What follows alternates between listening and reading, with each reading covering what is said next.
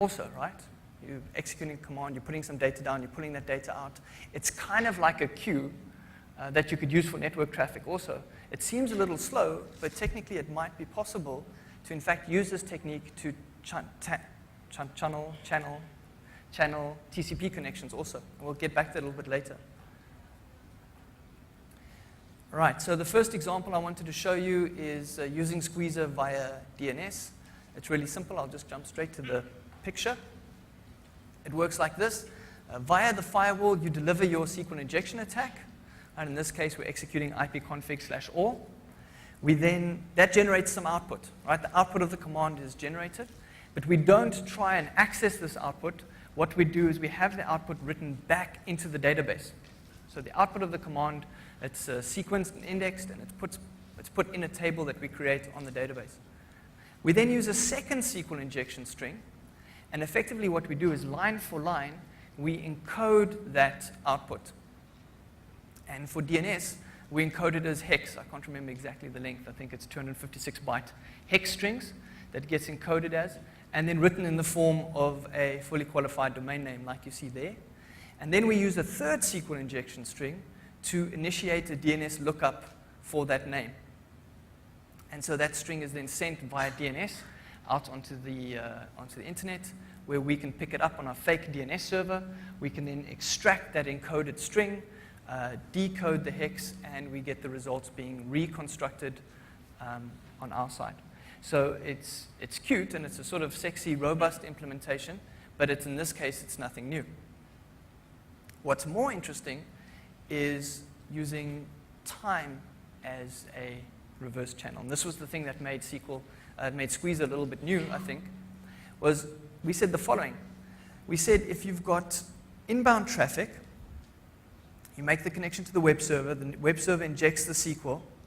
Now that SQL request takes a certain amount of time, and the connection to the web server is only torn down when the SQL request has completed. And we can measure that time, right? We can measure how long it takes any given SQL request to complete. So we take the first 3 steps from the DNS tunneling technique. We execute whatever we want to execute via SQL. We put that data back into the database in a table that we create, and we encode it. But this time we don't encode it as hex. We encode it as binary. So now the output data is stored in a table on the compromised SQL server, effectively as a series of ones and zeros. Then for every bit in that string, what we do is we read, using T-SQL, we read the value of that bit, and depending on whether the value is a 0 or a 1, we wait some predetermined amount of time. So effectively, hypothetically speaking, we would say if the value is a 1, wait 10 seconds before completing the request, and if the value is a 0, wait no seconds before completing the request. And in that way, we can infer what the value of each individual bit is. We can reconstruct that bit string on the attacker side, and in that way, effectively extract data. And it works very well. We can extract the output of commands, we can extract content from the database, and we can even extract things like binary files, all using time. And what's very nice about that is, of course, that there's no visible outbound traffic. All you'll see is the inbound HTTP requests, the inbound SQL requests from the application to the database, but the data that we're extracting never actually is visible on the network. We infer it on the other side. Once you start thinking like this, there's a whole myriad of other things that you can do, but I think this example serves for our purposes. All right, let's have a look. If anybody wants this lovely lady's number, I can get it for you. She's also an Aries. All right, let's kill that down. Let's kill that down. All right, so this is basically how the Squeezer interface would work. You fire it up like that. It's got a config file that I've pre-configured.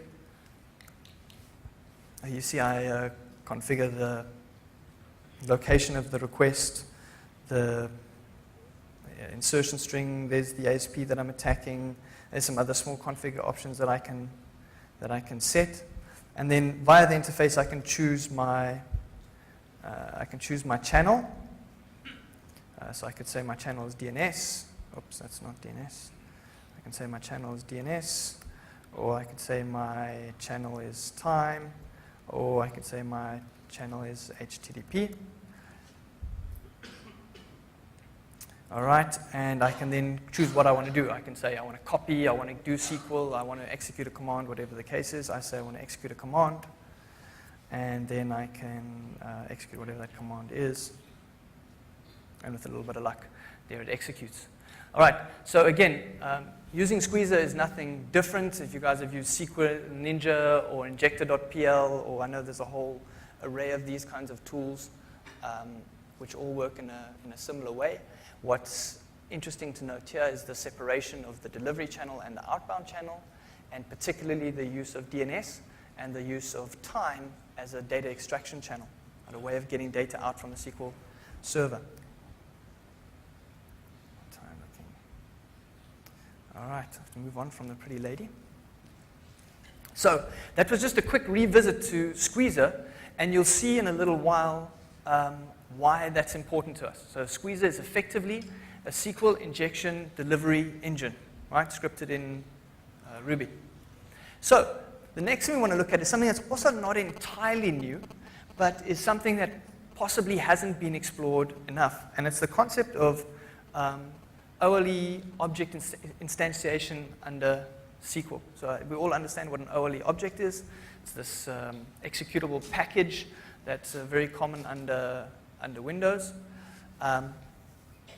And what we can do is under SQL, we can, using T-SQL, we can create and execute OLE objects, right? So effectively pieces of Windows binary that can be created in and stored in and executed on a SQL server. And it's something that's not very well understood, or at least it's not very extensively used. Chris Anley spoke about it in 2002, and he showed how using an OLE object inside of SQL, you can read and write to the file system, you can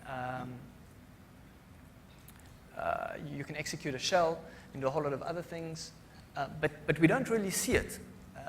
And possibly it's because the impact of this was lost at the time. So we spent a little bit of time looking at it, and we built effectively a port scanner inside of SQL using this OLE object server XML HTTP.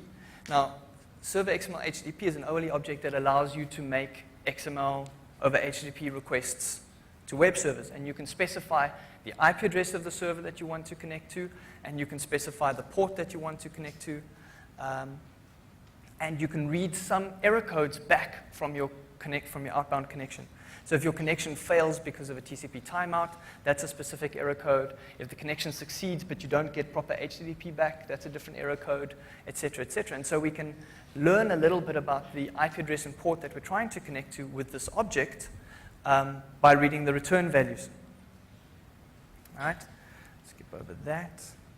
So this is how it looks. You'll see that what you're looking at here is pure T-SQL. So you could execute it from a SQL query editor, or you could execute it using SQL injection. And effectively what we're going to do is we create a URI, so that's the IP address and the port that we want to connect to.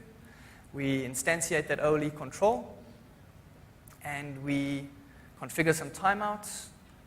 We then initialize the control and make the connection.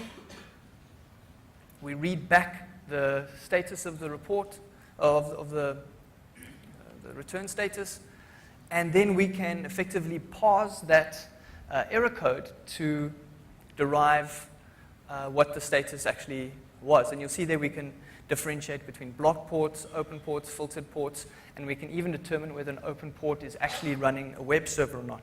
So it's a relatively functional port scanner coded in T-SQL that runs out of the database. And I'm not going to show you that using SQL injection because it's a bit cumbersome, but I will show you it on an actual database.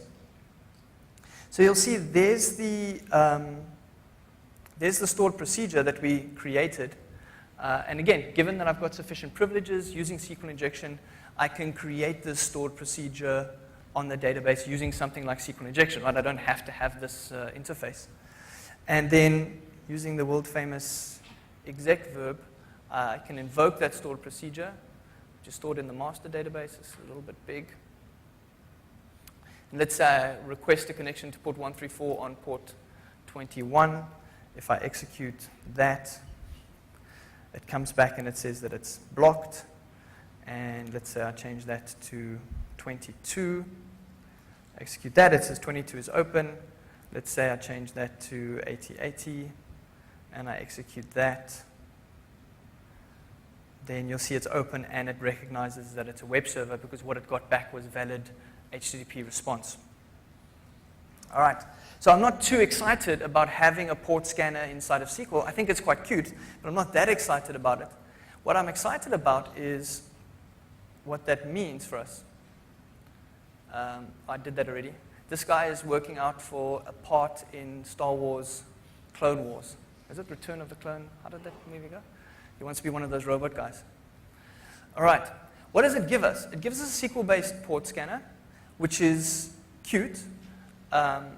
It's implemented in a stored procedure, no footprint on the file system, no having to upload third-party binaries. I'm scanning, obviously, from the location of the SQL server, so I've got whatever view of the network that SQL Server has. There's very, very limited inter-protocol connections, protections at least. There's 5 or 6 ports that the object won't allow you to connect to. But it certainly shows us the power of these objects and suggests that they need some more looking at, given that this whole object can be created and executed and the data extracted, all using those SQL delivery and data extraction techniques that I showed you with Squeezer. So of course the next natural step for us would be to build something like this into Squeezer. Now I can do a port scan from your SQL server using time to extract the results. All of this leaving no footprint either on the server or on the network. All right. So this idea of separating the delivery channel and the extraction channel with Squeezer was a good one, because this can now be executed using a simple SQL query. All right, so bringing it all together, I want to now spend a little bit of time looking at specifically SQL Server 2005. I'm going to tell you in a minute why. We're going to look at a very specific procedure called SQL SP configure. We're going to look at 2 important new services that were introduced with the new version of SQL. And those are this native XML web services and then also CLR integration. That's the CLR is a common language runtime. And then I'm going to give you a demo of how we can pull all of this together. And hopefully this will all start to make sense for you now. So when SQL 2005 came out, pen testers started to quiver. And by all accounts, it was going to be tight. The news that we were getting back is that it was built rough, it was built tough. Microsoft had this SD3, secure by design, secure by default, secure by deployment model. And so SQL 2005 looked to be a pretty hard nut to crack.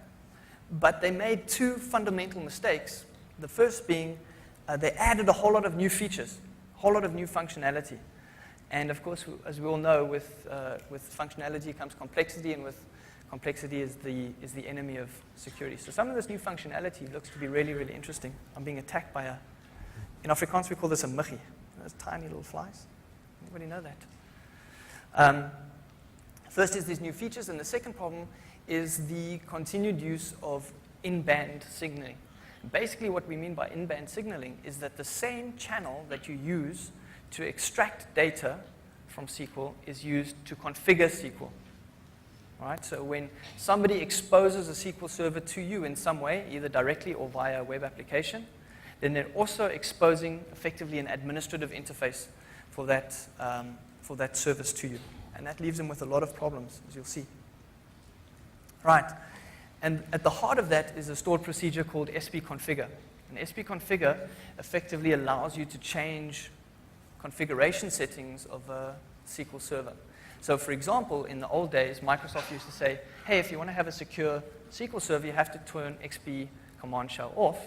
With XP configure, we can turn it back on again. In fact, just about everything that we're told to turn off to make a SQL server secure, we can turn on again with SP configure, provided, of course, that we have the